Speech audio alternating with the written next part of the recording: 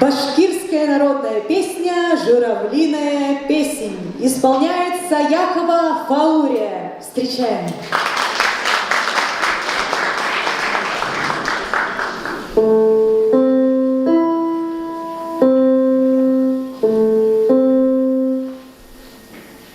Сыңрай, сыңрай, осып келді, сыңрау тұрнақай, уралыңдан сәлем келді, сыңрау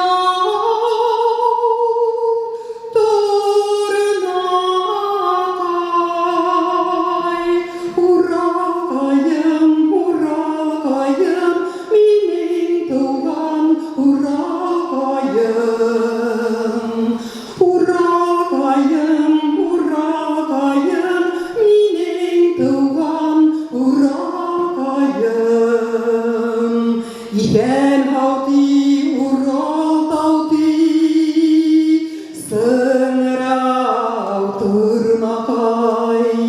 Иген хауti Урал тауti, сыңрау тұрнақай.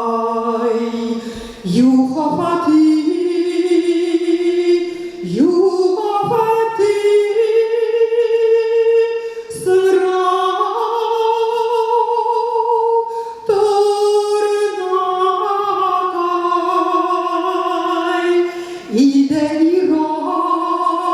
İdelirat saati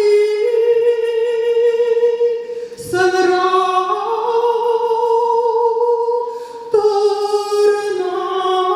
tırnakay. Uralkayım, uralkayım, minin tuğan uralkayım. Uralkayım, uralkayım, minin tuğan uralkayım. İlgilerdi, tilgilerdi, uyanar kuraykay. İlgilerdi, tilgilerdi, uyanar kuraykay. Сыңрай, сыңрай,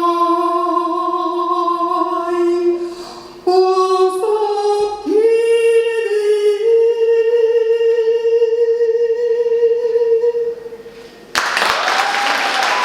Салям, Фаурия, Дом культуры Коммунарка. Большое вам спасибо.